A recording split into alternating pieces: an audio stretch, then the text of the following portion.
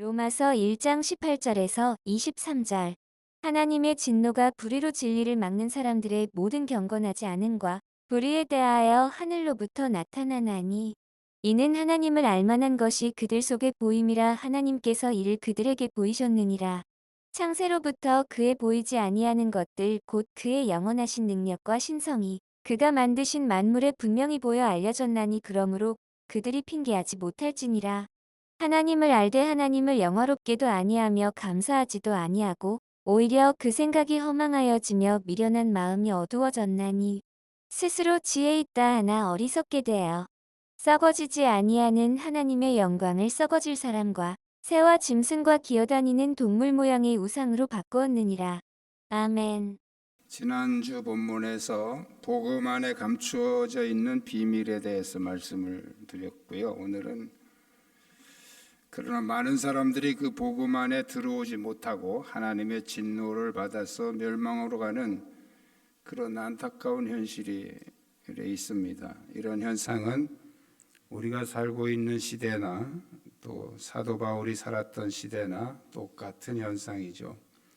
그래서 바울은 오늘 본문에서 왜 사람들이 하나님의 진노를 받아서 멸망에 빠져들어가고 있는지 로마 교회에 쓴 편지를 통해서 우리가 그 원인을 분석하고 또 함께 은혜를 나누기를 원합니다. 우리 한번 따라 하시겠습니다. 계시를 알지 못하면 진노가 임합니다. 하나님이 인간을 창조하실 때 하나님의 형상을 따라서 창조하셨기 때문에 사람에게는 인격과 영이 있습니다. 동물에게도 혼이 있지만 그 동물의 혼은 사람의 혼과 근본적으로 다릅니다. 짐승의 혼은 유효기간이 육체가 살아있는 동안만 존재합니다. 사람의 혼은 유효기간이 영원한 것이죠. 그리고 동물의 혼은 아무리 가르쳐도 계시를 깨달을 수가 없습니다. 그래서 이제 머리 좋은 동물들은 뭐 이렇게 어떤 행동들을 계속 반복해서 가르치면 알아듣고 따라는 합니다. 그래서 집에서 키우는 강아지들 보고 이제 앉아, 계속 앉아 이래서 이걸 훈련하면 앉아 그러면 앉고 이제 들어가 그러면 들어가고 그러면 이제 머리 좋다고 막 박수치고 좋아하시죠? 그 한계가 그거밖에 없어요. 그거 앉아 일어서 들어가 뭐 먹지 마 그러면 가만히 있고 기다려 그러면 가만히 있고 그 정도. 이 동물의 혼에게 아무리 어떤 하나님에 대해서 가르쳐도 동물은 모릅니다. 그런데 사람의 혼은 가르치지 않아도 하나님을 깨달을 수 있습니다. 하나님께서는 하나님을 알 수 있는 그런 기능을 우리 인간에게 주셨습니다. 그래서 사람은 가르쳐 주지 않아도 하나님이 계신다는 것을 알 수 있습니다. 알 수 있는 기능이 사람 속에 있는 거죠. 또 하나님은 만물 속에도 그런 어떤 원리를, 영적인 원리를 주셨습니다. 19절에 보면요. 이는 하나님을 알만한 것이 그들 속에 보임이라. 이 그들이 누굽니까? 경건하지 않은 사람들. 18절에서 나오는 경건하지 않은 사람들. 그들 속에 하나님을 알만한 것이 보인다.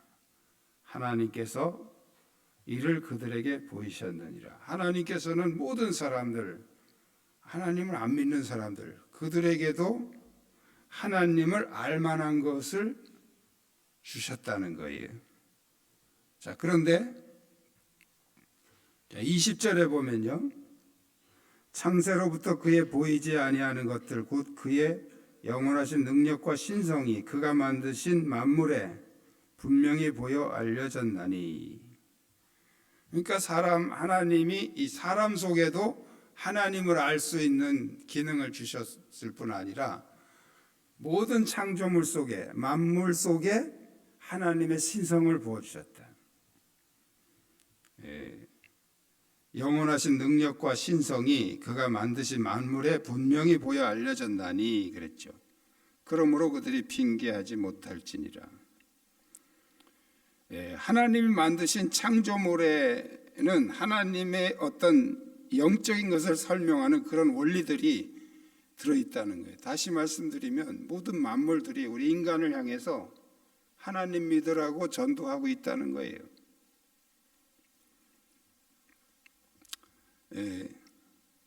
해바라기가 왜 해바라기입니까?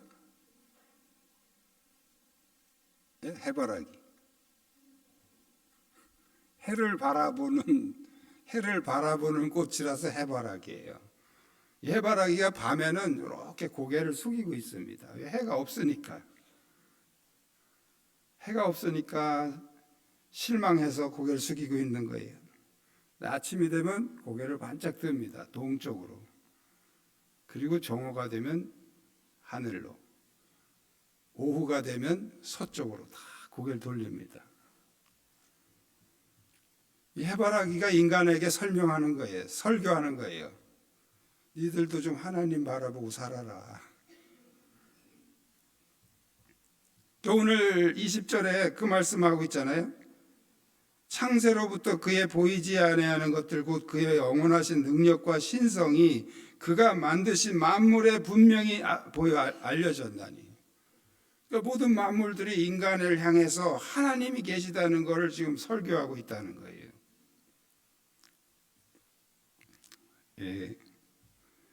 제가 어린이 설교 때 이제 어린이 부활절 설교 때 이 얘기를 해주면 애들이 되게 재밌어합니다.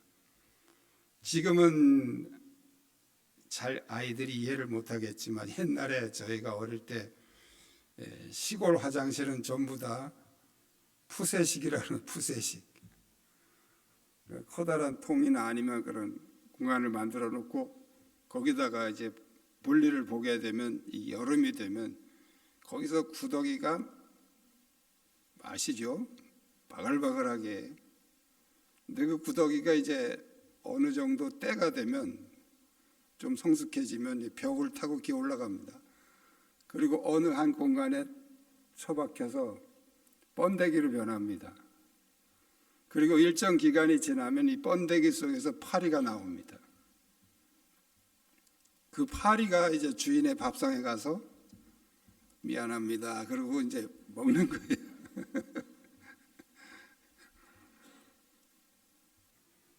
자기 같은 존재가 이렇게 귀한 밥상을 차려주시니까 고마워서 감사합니다. 그러고 먹는 거예요. 이 파리가 이 구더기로 있을 때는 그런 세상이 올 거라는 걸 상상 못하죠. 정말 그 오물 속에서 바글바글하고 사는 거죠. 우리 인간이 그렇게 살지 않습니까? 이 썩어 빠진 세상 속에서 서로 너 잘났다, 네 잘났다, 내가 옳다, 네가 옳다, 막 그렇게 서로 소리 질러가면서 지금 이 구더기들처럼 살고 있잖아요. 그런데 어느 때가 되면 이 번데기처럼 딱딱하게 굳어요. 그게 뭐예요? 그게 무덤이죠, 무덤. 죽잖아요. 그리고 다시 어느 때가 되면 날개 달린 파리처럼 부활하잖아요.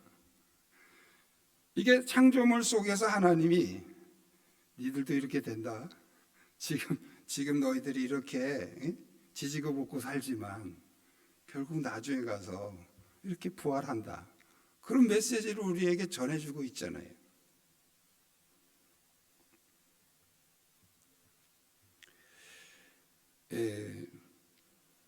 인간에게만 하나님을 알 수 있는 그런 계시를 주신 것이 아니고 만물 속에도 그런 계시를 주셨어요. 그래서 우리가 스스로도 깨달을 수 있지만 만물을 보고서도 깨달을 수 있도록 하나님은 다 열어주셨다는 거예요. 그러므로 진노의 가장 큰 원인은 뭐냐? 하나님의 계시를 깨닫지 못하는 것입니다. 은혜라는 말은 계시를 깨닫는 것을 말합니다. 계시를 깨닫는 걸 은혜라고 그래요.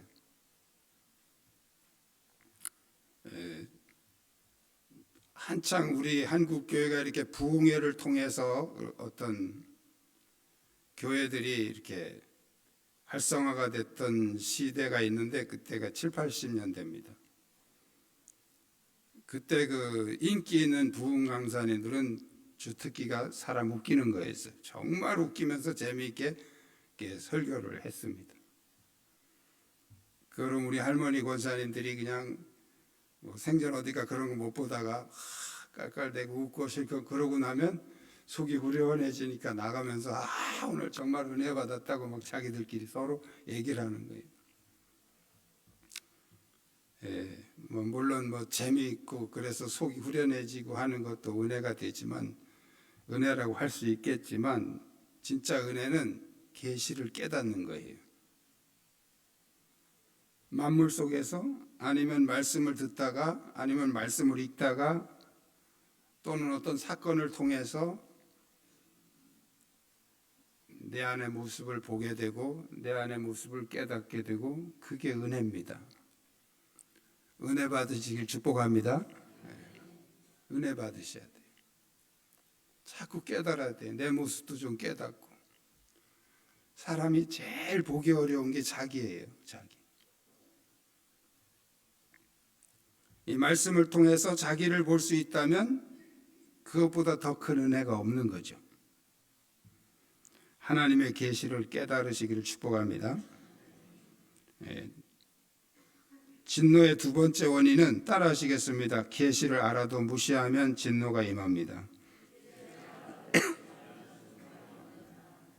알지 못하는 것도 문제지만 알고 무시하는 것 더 큰 문제입니다. 알고 외면하는 것, 알고 무시하는 것. 많은 사람들이 하나님의 계시를 모르기도 하지만 알아도 무시하고 알아도 관심이 없습니다.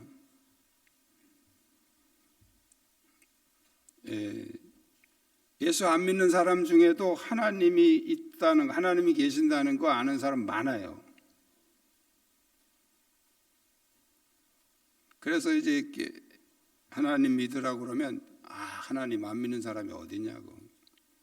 다 하나님이 이렇게 그냥 햇빛도 주시고 이러니까 우리가 사는 거라고 이런 소리 하는 사람이 많아요. 근데 그거는 믿는 건 아니에요.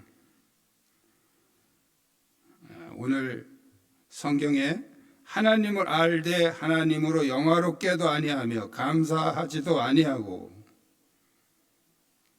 하나님을 영화롭게 하고 하나님께 감사하고 그게 믿는 거예요. 그 뭐 안다고 나도 믿는다고 얘기해도 하나님을 영화롭게 하지 않으면 믿는 거 아니에요. 하나님께 감사하지 않으면 믿는 거 아닙니다. 믿는 사람은 하나님을 영화롭게 하고 하나님께 감사해요. 그래서 그렇게 안 하니까 오히려 그 생각이 허망하여지며 미련한 마음이 어두워졌나니 사람의 마음이나 육체는 생각하는 쪽으로 움직이게 되고 움직이는 쪽으로 발달되게 되어 있습니다. 그래서 좋은 일을 자꾸 생각하면 좋은 쪽으로 움직이게 되고 그렇게 계속 움직이면 그쪽으로 발달이 되는데 나쁜 일을 생각하고 나쁜 일을 추구하면 그쪽으로 자꾸 아이디어도 떠오르고 이렇게 나쁜 쪽으로 발달이 되게 됩니다.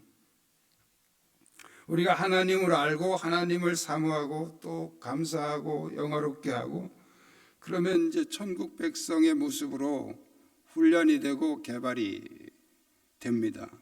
그런데 오늘 바울의 말씀처럼 사람들은 하나님을 알되 영화롭게 하지 않고 감사하지도 아니하니까 생각이 허망해져서 마음이 어두워지면서 점점 더 망할 짓을 하게 된다는 얘기예요. 우리가 분명히 알아야 될 것은 계시를 알고도 무시하면 하나님의 진노가 임한다는 거예요.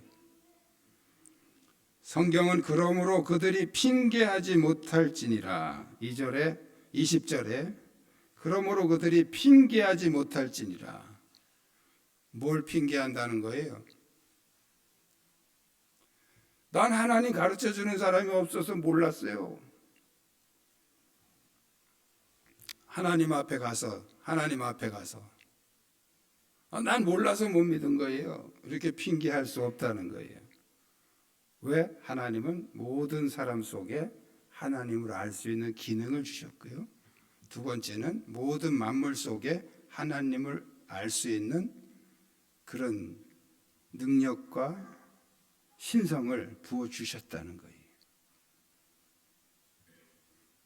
그래서 좀 전에 말씀한 것처럼 그건 제가 이제 대표적인 신뢰로 말씀한 거지만 모든 만물이 우리 인간을 향해서 하나님을 가르쳐주고 있다는 거예요.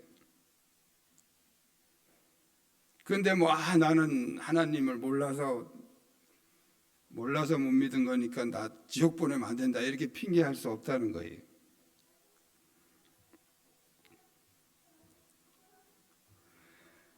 하나님은 예고 없이 심판하시지 않습니다. 그래서 이스라엘 백성들에게도 계속 선지자들을 통해서 예고하세요. 회개해라. 하나님께 돌아와라. 우상 버려라. 계속 예고하셔요. 그리고 그 예고를 무시했을 때 하나님이 심판하십니다. 자, 그것은 이스라엘 백성들에게만 그런 것이 아니고 모든 사람에게 동일합니다. 하나님은 모든 사람에게 예고 없이 심판하지 않으시요. 자, 그것을 이렇게 오늘 본문에서 사도 바울이 말씀하고 있는 거죠. 하나님은 모든 사람 속에 하나님을 알 수 있는 기능을 주셨다. 그리고 모든 만물이 지금 하나님에 대해서 우리에게 가르쳐주고 있다. 이게 하나님의 예고거든요. 그래서 하나님은 공평하신 하나님이라고 그러잖아요. 공평이 뭐예요? 모든 사람들에게 다 알려주고 그 사람들이 반응하는 대로 해주는 게 공평이에요. 하나님에 대해서 하나님은 다 모든 사람에게 알려주시고 하나님을 섬기는 사람은 영생을 주시고 그거 무시하는 사람은 심판하시고 그게 공평이죠. 하나님을 섬겼든지 안 섬겼든지 다 구원하면 그건 그게 불공평이에요. 다 똑같이 해주는 게 공평이 아니에요. 그 사람이 행한 대로 해주는 게 공평이에요. 하나님의 공평이 그겁니다. 그래서 이미 하나님은 모든 사람이 알 수 있게 해주셨고 모든 만물 속에 그걸 깨달을 수 있는 길을 열어주셨기 때문에 그 하나님을 거부하는 사람에게는 지체 없이 심판하시고 그 하나님을 받아들이고 순종하는 사람들에게는 영생과 구원을 주시고 이게 공평입니다. 이게 하나님의 계시를 깨달아 순종하시기를 축복합니다. 세 번째 이유는 따라하시겠습니다. 우상을 숭배하면 진노가 임합니다. 지혜로운 척하지만 가장 미련한 사람들이 우상 숭배하는 사람들입니다. 성경에서 하나님이 가장 많이 경고하고 있는 죄가 우상 숭배죠. 우상 숭배는 모든 죄를 끌어들이는 자석과 같은 거예요. 우상 숭배의 가장 큰 심판의 이유는 하나님을 외면하게 만든다는 거예요. 그러면 사람들이 깎아서 만든 그 돌이나 나무나 쇳조가리 같은 걸로 만들어 놓은 그 우상이 무슨 의미가 있어? 별거 아니죠. 별거 아닌데 이게 사탄의 전략입니다. 그 별거 아닌 걸 통해서 사람들의 마음을 홀딱 뺏어가는 거예요. 하나님을 향하지 못하도록. 우상이 굉장히 다양하잖아요. 나라마다 왜 이렇게 다양합니까? 사람들의 취향이 다양하니까. 완전히 부패처럼 다양하게 만들어 놓고 니들 원하는 거 다 해라. 이게 사탄의 전략이거든요. 각자 취향에 맞게. 그래서 수많은 형상들을 그 우상 자체가 사탄은 아니지만 사탄이 그 우상을 통해서 사람들의 마음을 하나님께로 가지 못하도록 방해 공작을 펴는 거죠. 자, 구약 성경에서 그 우상은 전부 다 형상입니다. 형상. 벌레 형상, 짐승의 형상, 사람의 형상, 이런 형상들을 자기들 마음대로 상상해서 만들어 놓고 그리고 이제 섬기는 것이었죠.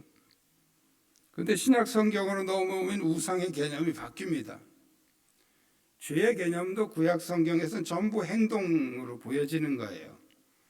누구를 때려서 상하게 했든지, 누구를 죽였든지, 아니면 육체적인 성관계를 맺든지, 그럼 그게 이제 구약 성경에서는 죄의 기준이에요.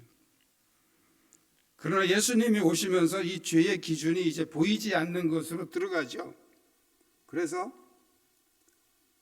형제를 미워하는 자마다 살인한 자다.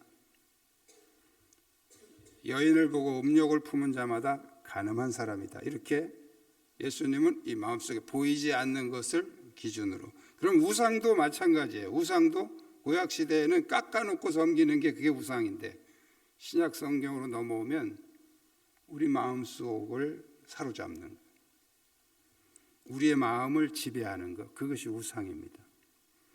그래서 골로새서 3장 5절에 그러므로 땅에 있는 지체를 죽이라 곧 음란과 부정과 사욕과 악한 정욕과 탐심이니 탐심은 우상 숭배니라. 탐심은 보이지 않잖아요. 그 탐심이 우리 마음을 완전히 사로잡기 때문에 우상 숭배니라 그런 거예요. 돈이 여러분의 마음을 사로잡고 있다면 그 돈이 우상 숭배입니다. 그 어떤 것도 하나님 외에 여러분의 마음을 독차지하고 여러분의 마음을 사로잡고 있는 것이 있다면 그게 우상이 되는 거예요. 이게 신약적 개념의 우상입니다.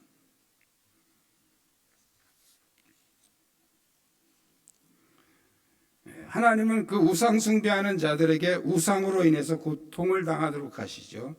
출애굽기에 나오는 그 10가지 재앙은 바로 애굽에 있는 우상들이었어요.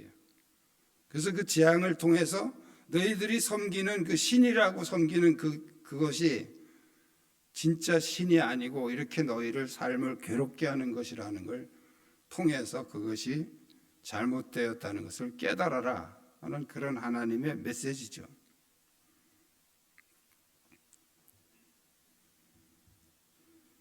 그래서 우리의 영적 싸움은 바로 우리 안에 왕좌에 예수 그리스도를 모셔야 되는데 이 예수 그리스도를 모시지 못하도록 끊임없이 우리 안에 밀고 들어오는 세력들이 있습니다. 사람마다 다 다르죠. 어떤 사람은 재물이라는 세력이 계속 밀고 들어와서 그 마음을 차지합니다. 요즘에는 그중 애완견도 그 중에 하나입니다.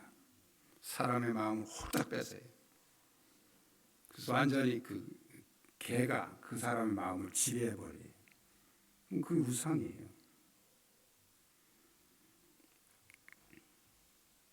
이런 것들을 물리치고 우리 마음의 왕좌에 예수 그리스도를 모시는 것이 바로 우리가 해야 될 영적 싸움입니다. 이 영적 싸움에 승리하시기를 축복합니다. 하나님의 계시에 귀를 기울이십시오. 깨닫게 하시는 대로 순종하십시오. 그리고 하나님 영광을 위해서 우리가 어떻게 살아야 하는지 고민하고 연구하십시오. 하나님의 진노를 피하는 길은 바로 하나님께 가까이 가는 길입니다. 이 믿음 우리 모두에게 넘치시길 축복합니다. 기도하시겠습니다. 하나님은 우리가 진노의